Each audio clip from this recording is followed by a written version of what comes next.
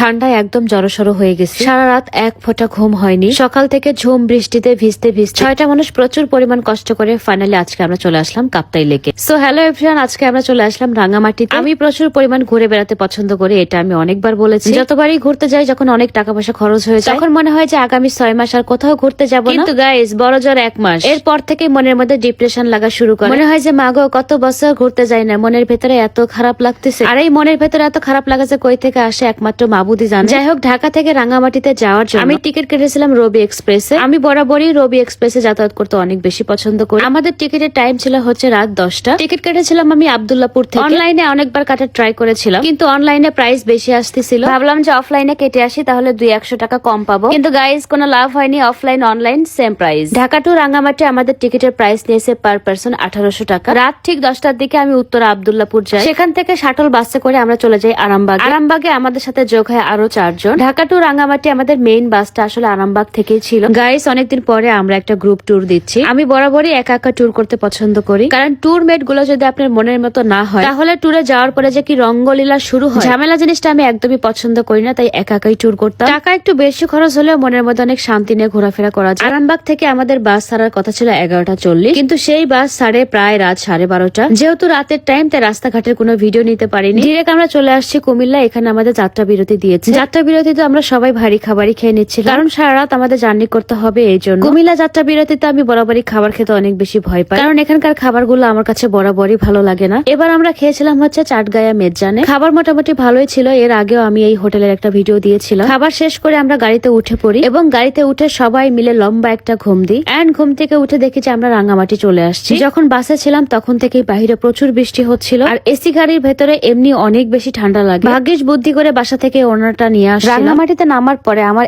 এত বেশি ঠান্ডা লাগছিল, ঠান্ডায় আমি থরথর করে একদম কাঁপছিলাম। আর গাইস, আমার যখন ঠান্ডা লাগে তখন আমার প্রচুর বিরক্ত লাগে। কিসের ঘোরাফেরা করা, মনে হয় যে বাসায় গিয়ে ল্যাপের মধ্যে ঢুকে পড়ি। আমরা এখন চলে আসলাম রাজবাড়ী ঘাট। এই ঘাট থেকে আমাদের রিসোর্টের বোট গুলো আমাদের রিসিভ করবে। রিসোর্ট গুলো আমরা ঢাকা থেকে অনলাইনের মাধ্যমে বুকিং করে আসছিলাম। আল্লাহ জানে রুম গুলো দেখতে কেমন হবে। 50% ডিসকাউন্ট করার পরে এক একটা রুমের প্রাইস আসছে পার নাইট 10,000 টাকা করে। দেশের মধ্যে এত এক্সপেন্সিভ রিসোর্ট বা হোটেলের থেকে ট্যুর দেওয়া আমার একদমই পছন্দ না। রিসোর্টের বোট গুলোর জন্য আমরা এখানে অনেকক্ষণ ওয়েট করেছিলাম, যেহেতু বাইরে বৃষ্টি হচ্ছিল আর প্রচুর ঠান্ডা লাগছিল। খুবই বিরক্ত লাগছিল এই টাইমটা। এই ঠান্ডা বাতাসের মধ্যে প্রায় 30 মিনিট ওয়েট করার পরে বোট আসে আমাদের নিতে। দেখেন সকালবেলা বাহিরে কি পরিমাণ বৃষ্টি হচ্ছে। আমরা যখন বোটে আসি তখন টাইম ছিল সকাল 7:30। বোট গুলো দেখতে সুন্দরই ছিল, অনেকটা মালদ্বীপ ভাইব পাচ্ছিলাম। কিন্তু গাইস, আমার প্রচন্ড কান্না পাচ্ছিল এটা ভেবে, যখন বোট স্টার্ট করবে তখন বাতাসে কি পরিমাণ ঠান্ডা লাগবে। যেই ভাবনায় সেই কাজ। বোট স্টার্ট করার পরে শুধু বাতাসই না, সাথে বৃষ্টির ফোঁটাও এসে গায়ে পড়ছিল। আর এই জন্যই পুরো মাথা আমি ওড়না দিয়ে ঢেকে ফেলেছিলাম। মোট কথা গাইস, আমার প্রচন্ড কষ্ট হচ্ছিল। সকালবেলা লেকের এই ভিউটা অসম্ভব সুন্দর ছিল, কিন্তু আমি পুরোপুরি উপভোগ করতে পারি। যদি বৃষ্টি না থাকতো, আকাশ পরিষ্কার থাকতো, তাহলে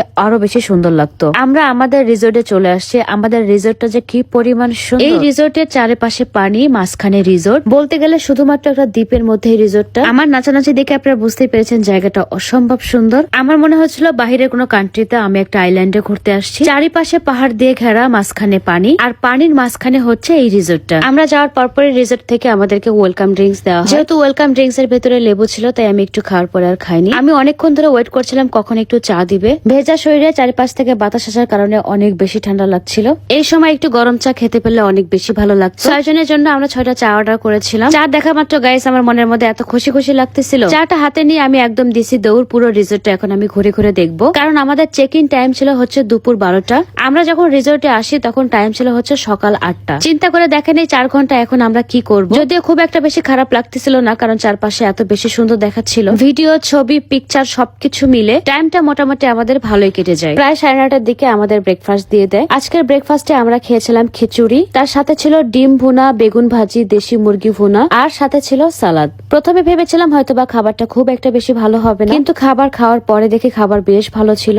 এছাড়াও আমরা প্রচন্ড ক্ষুধার্ত ছিলাম, আর বৃষ্টির দিনে সকাল সকাল খিচুড়ি খেতে সবারই ভালো লাগে। এতক্ষণ পর্যন্ত সবকিছু ঠিকই ছিল, কিন্তু গাইস, খাবার খাওয়ার পরে আর কোনোভাবে চোখ দুটো আমরা খোলা রাখতে পারতেছিলাম না। সবাই কেমন জানি চেয়ারের উপরই ঘুমিয়ে যাচ্ছিলাম, কিন্তু কিচ্ছু করার নাই, কারণ 12টার আগে কোনোভাবে আমরা রুমে প্রবেশ করতে পারবো না। ঠিক 12টা বাজার সঙ্গে সঙ্গে আমরা আমাদের রুমের দিকে যাচ্ছিলাম। যেহেতু আমরা 3টা কাপল ছিলাম, তাই 3 জনের জন্য 3টা রুম বুকিং দিয়েছিলাম। আমাদেরকে দিয়েছিল একদমই শেষের রুমটা, আর ওরা 2টা কাপল ছিল একদমই পাশাপাশি। আমাদেরকে শেষের রুম দেওয়ার কারণ ছিল ওই রুমের ভিউটা সবচেয়ে বেশি সুন্দর। আর যেহেতু আমি ভিডিও মেকিং করি, তাই ওরা নিজেরাই ডিসিশন নিয়েছিল সুন্দর রুমটা আমাকেই দিবে। চিন্তা করেন কত ভালো মেন্টালিটি। কাকলি আপু এবং মিমি আপু দুজনকে অনেক অনেক থ্যাঙ্কস আমার প্রতি এত ভালোবাসা দেখানোর জন্য। রুমটা আসলে অনেক বেশি সুন্দর হয়েছে, আমার অনেক বেশি পছন্দ হয়েছে। রুমটা অনেক বেশি লাক্সারিয়াস ছিল, এটা আপনারা পুরো ঘুরে দেখানোর পরে বুঝতে পারবেন। স্পেশালি রুম থেকে বেলকুনির ভিউটা আমার কাছে অনেক বেশি সুন্দর লেগেছিল। আর আমার কাছে সবচেয়ে যে ব্যাপারটা ভালো লেগেছে সেটা হচ্ছে এই রিসোর্টটা অনেক বেশি নিট অ্যান্ড ক্লিন, এবং এই রিসোর্টে আমি কোন রকম কোনো ব্যাড স্মেল পাইনি। আপনি যদি আপনার রিফ্রেশমেন্টের জন্য সুন্দর একটা ট্যুর দিতে চান, তাহলে আমার মনে হয় রাঙ্গামাটি এই রিসোর্ট গুলো আপনার জন্য একদমই perfect for relax tour. So guys, আজকে এ পর্যন্তই। সবাই ভালো থাকেন, টাটা এন্ড টেক কেয়ার।